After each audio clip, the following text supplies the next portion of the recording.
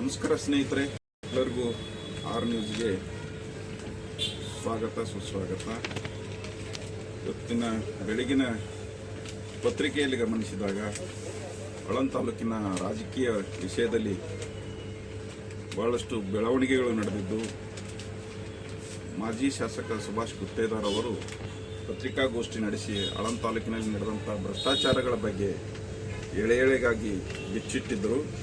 ಅದಕ್ಕೆ ಪ್ರತ್ಯುತ್ತರವಾಗಿ ಇವತ್ತಿನ ದಿನ ಕಾಂಗ್ರೆಸ್ಸಿನ ಮುಖಂಡರು ಪತ್ರಿಕಾಗೋಷ್ಠಿ ನಡೆಸಿ ಅವರ ಆರೋಪದಲ್ಲಿ ಹುರುಳಿಲ್ಲ ಅಂತಕ್ಕಂಥ ಮಾತನ್ನು ಹೇಳಿದ್ದಾರೆ.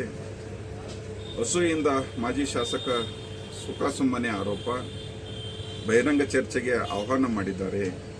ಗುತ್ತೇದಾರ್ ಆರೋಪ ಸತ್ಯಕ್ಕೆ ದೂರು ಅಂತೇಳಿ ಆ ಕಾಂಗ್ರೆಸ್ ಕಾರ್ಯಕರ್ತರು ಹೇಳ್ತಾರೆ. ಮಾಜಿ ಶಾಸಕ ಸುಭಾಷ್ ಗುತ್ತೇದಾರ್ ಮಾಡಿರೋ ಆರೋಪ ಸತ್ಯಕ್ಕೆ ದೂರವಾಗಿದೆ. ಸೋಲು ಅಧಿಕಾರ ಇಲ್ಲದೆ ಇರುವುದರಿಂದ ಕಂಗಾಲಾಗಿ ಅವರು ಆರೋಪ ಮಾಡುತ್ತಿದ್ದಾರೆ. ಅವೆಲ್ಲವೂ ಆಧಾರ ರಹಿತವಾಗಿದೆ ಎಂದು ಕಾಂಗ್ರೆಸ್ ಮುಖಂಡರು ತಿಳಿಸಿದರು. ನಗರದ ಪತ್ರಿಕಾ ಭವನದಲ್ಲಿ ಸೋಮವಾರ ಸುದ್ದಿಗೋಷ್ಠಿಯಲ್ಲಿ ಮಾತನಾಡಿದ ಅವರು, ಆಳಂದದಲ್ಲಿ ಯಾವುದೇ ಕಳಪೆ ಕಾಮಗಾರಿ ನಡೆಯುತ್ತಿಲ್ಲ. ಇಂಥವಕ್ಕೆಲ್ಲ ಶಾಸಕ BR ಪಾಟೀಲ್ರು ಅವಕಾಶ ಕೊಡುವುದಿಲ್ಲ. ಅವರು ವಿವಿಧ ಮೂಲಗಳಿಂದ ಸರ್ಕಾರಿ ಅನುದಾನ ತಂದು ಹಲವು ಅಭಿವೃದ್ಧಿ ಕಾಮಗಾರಿಗಳನ್ನು ಕೈಗೊಂಡಿದ್ದಾರೆ. ಇದರ ಫಲವಾಗಿ ಜನಮೆಚ್ಚುಗೆ ಪಡೆಯುತ್ತಿರುವ ಕಾರಣಕ್ಕಾಗಿ ಶಾಸಕ BR ಪಾಟೀಲ್ ಹಾಗೂ KMF ಅಧ್ಯಕ್ಷ RK ಪಾಟೀಲ್ ವಿರುದ್ಧ ಅಸೂಯೆಯಿಂದ ಮಾಜಿ ಶಾಸಕ ಸುಭಾಷ್ ಗುತ್ತೇದಾರ್ ಸುಮ್ಮನೆ ಆರೋಪ ಮಾಡುತ್ತಿದ್ದಾರೆ ಎಂದು ಅವರು ಆರೋಪ ಮಾಡಿದರು. 10 ಕೋಟಿ ರೂಪಾಯಿ ಅನುದಾನ, ಮುಖ್ಯಮಂತ್ರಿಗಳ ನಿಧಿಯಿಂದ ಬಂದಿರುವ 10 ಕೋಟಿ ರೂಪಾಯಿ ಅನುದಾನದಲ್ಲಿ 5 ಕೋಟಿ ರೂಗಳನ್ನು ಕಡಗಂಚಿ ದಂಗಾಪುರ ಪಡಸೋಳಿ ಸರ್ಸಂಬ ತೆಲೆಕೋಣೆ ತೀರ್ಥ ಕೌಲ್ಗ ಇಕ್ಕಳಿಕೆ ಸೇರಿದಂತೆ ವಿವಿಧ ಕಾಮಗಾರಿಗಳಿಗೆ ಬಳಸಲಾಗಿದೆ. ಉಳಿದ 5 ಕೋಟಿ ರೂಗಳಲ್ಲಿ ವಿವಿಧ ಸಮುದಾಯದ ಭವನಗಳನ್ನು ನಿರ್ಮಿಸಿ ಮಾಡಲಾಗಿದೆ. ಸುಖಾಸುಮ್ಮನೆ ಆರೋಪ ಮಾಡುವುದು ಸರಿಯಲ್ಲ ಅಂತೇಳಿ ಕಾಂಗ್ರೆಸ್ಸಿನ ಮುಖಂಡರುಗಳು ಆರೋಪ ಮಾಡ್ತಾರೆ. ಅದಕ್ಕೆ ಅವರು ಪಂಥಾಹ್ವಾನ ನೀಡ್ತಾರೆ. ಕಾಂಗ್ರೆಸ್ಸಿನ ಈ ಎಲ್ಲ ಮುಖಂಡರುಗಳು ಸುಭಾಷ್ ಗುತ್ತೇದಾರ್ ಅವರು ಮಾಡಿರ್ತಕ್ಕಂಥ ಆರೋಪ ಸಾಬೀತುಪಡಿಸಿದ್ರೆ ಅವರು ಎಲ್ಲ ಇದಕ್ಕೂ ಸಿದ್ಧ ಅಂತೇಳಿ, ಅದಕ್ಕಾಗಿ ಅವರು ವೇದಿಕೆ ಸಿದ್ಧ ಮಾಡ್ತೀವಿ, ತಾವು ಒಂದು ವೇಳೆ ಮಾಡಿರೋ ಆರೋಪದಲ್ಲಿ ಏನಾದರೂ ತಮಗೆ ವಿಶ್ವಾಸ ಇದ್ದರೆ ಸುಭಾಷ್ ಗುತ್ತೇದಾರ್ ಅವರು ಚರ್ಚೆಗೆ ಬರಬೇಕು ಅಂತೇಳಿ. ಹೌದು, ಇದು ಸತ್ಯನೂ ಅದ. ಸುಭಾಷ್ ಗುತ್ತೇದಾರ್ ಅವರು ಈ ಹಿಂದೆ ಅನೇಕ ಆರೋಪಗಳು ಮಾಡಿ ಅದನ್ನು ಸಾಬೀತುಪಡಿಸಲು ಸಾಧ್ಯ ಆಗಿಲ್ಲ. ಹಿಂದೆ KMF ಅಧ್ಯಕ್ಷ, ಮೊದಲಿನ ಅವಧಿಯಲ್ಲಿ KMF ಅಧ್ಯಕ್ಷ RK ಪಾಟೀಲ್ ಇದ್ದಾಗ ಆ ಒಂದು KMF ಅಲ್ಲಿ ಸ್ವಜಾತಿಯವರಿಗೆ ನೌಕರಿ ಕೊಡಿಸುವಲ್ಲಿ ಮತ್ತು ಆ ನೌಕರಿ ಕೊಡಿಸುವ ವಿಷಯದಲ್ಲಿ ಬಹಳಷ್ಟು ಹಣ ತಗೊಂಡಿದ್ದಾರೆ, ಭ್ರಷ್ಟಾಚಾರ ಮಾಡಿದ್ದಾರೆ ಅಂತಕ್ಕಂಥ ಆರೋಪ ಸುಭಾಷ್ ಗುತ್ತೇದಾರ್ ಅವರ ಮಗ ಮಾಡಿದ್ರು. ಅದನ್ನು ಅವರು ಸಾಬೀತುಪಡಿಸಲು ವಿಫಲರಾದರು.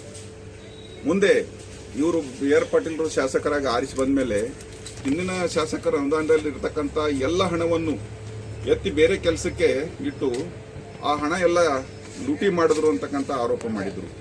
ಅದು ಕೂಡ ಸುಭಾಷ್ ಗುತ್ತೇದಾರ್ ಅವರು ಸಾಬೀತುಪಡಿಸಲು ವಿಫಲರಾದರು.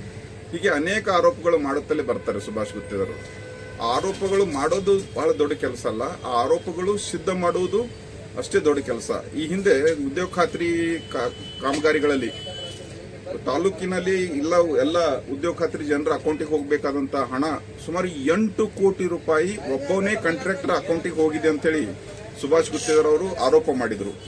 ಅದು ಅಥೆಂಟಿಕ್ ಆಗಿ ಒಂದು ವೇಳೆ ಒಬ್ಬನೇ ವ್ಯಕ್ತಿ ಅಕೌಂಟಿಗೆ ಹೋಗಿದ್ರೆ ಅದನ್ನು ಸುಭಾಷ್ ಗುತ್ತೇದಾರ್ ಅವರು ಸಾಬೀತು ಮಾಡಬಹುದಾಗಿತ್ತು. ಯಾಕೆ ಅವರು ಸಾಬೀತು ಮಾಡಲಿಲ್ಲ? ಸುಭಾಷ್ ಗುತ್ತೇದಾರ್ ಅವರು ಏನು ಅವರಿಗೆ ಸಮಸ್ಯೆ ಅದರಲ್ಲಿ? ಈಗ ಆರೋಪ ಮಾಡುವವರು ಯಾವಾಗಲೂ ಆಧಾರ ಸಮೇತವಾಗಿ ಆರೋಪ ಮಾಡಿದರೆ ಅದಕ್ಕೊಂದು ಅರ್ಥ ಇರ್ತದೆ. ಈಗ ಸುಭಾಷ್ ಗುತ್ತೇದಾರ್ ಆರೋಪ ಮಾಡಿದ್ದಾರೆ BR ಪಾಟೀಲ್ ಮೇಲೆ. ಒಂದು ವೇಳೆ ಇದಕ್ಕೆ ಸಾಕ್ಷ್ಯಾಧಾರಗಳು ಏನಾದರೂ ಇದ್ರೆ, ಭ್ರಷ್ಟಾಚಾರದಲ್ಲಿ BR ಪಾಟೀಲ್ ಅವರು ಅವ್ರ ಪುತ್ರ ಅಥವಾ ಯಾರಾದರೂ ಅವ್ರ ಕುಟುಂಬದವರು ತೊಡಗಿದರೆ ಅದಕ್ಕೆಲ್ಲ ಅವ್ರ ಕಡೆ ಸಾಕ್ಷ್ಯಾಧಾರಗಳಿದ್ದಾರೆ. ಈಗ ಇವರೇನು ಕಾಂಗ್ರೆಸ್ನವರು ಆಹ್ವಾನ ಮಾಡಿದ್ದಾರೆ, ನಾವು ಪತ್ರಿಕಾಗೋಷ್ಠಿ ನಡೆಸಿ ಅವರು ಸಾಬೀತು ಮಾಡಬೇಕು ಅಥವಾ ಅವ್ರ ವೇದಿಕೆ ನಾವು ಸಿದ್ಧ ಮಾಡ್ತೀವಿ, ಸುಭಾಷ್ ಗುತ್ತೇದಾರ್ ಬಂದು ಹೇಳಬೇಕು ಅಂತೇಳಿ ಹೇಳ್ತಾರಲ್ಲ, ಅದಕ್ಕಾಗಿ ಸುಭಾಷ್ ಗುತ್ತೇದಾರ್ ಅವರು ಮಾಡಿರ್ತಕ್ಕಂಥ ಆರೋಪ ಸತ್ಯವಾಗಿದ್ದರೆ ನಮ್ಮ ಆರ್ ಲೋಹಾರ್ ನ್ಯೂಸ್ನಿಂದಲೇ ನಾವೇ ವೇದಿಕೆ ಸಿದ್ಧ ಮಾಡ್ತೀವಿ. BR ಪಾಟೀಲ್ರು ಬರಲಿ, ಸುಭಾಷ್ ಗುತ್ತೇದಾರ್ ಅವರು ಬರಲಿ, ಸತ್ಯಾಸತ್ಯತೆಗಳ ಬಗ್ಗೆ ತಾಲೂಕಿನ ಜನರಿಗೆ ಅವ್ರಿಗೆ ತಿಳಿಸಿ ಹೇಳಿ. ಏನಾಗ್ತಂದ್ರೆ ಇಬ್ಬರು ಜನ ಒಂದೇ ಇದ್ದಾರೆ. ಅವರು ವಿರೋಧ ಪಕ್ಷದಾಗಿದ್ದಾಗ ಇವ್ರೊಂದೆರಡು ಪತ್ರಿಕೆ ಹೇಳಿಕೆ ಕೊಡೋದು, ಇವರು ವಿರೋಧ ಪಕ್ಷದ ಅವರೊಂದೆರಡು ಪತ್ರಿಕೆ ಹೇಳಿಕೆ ಕೊಡೋದು.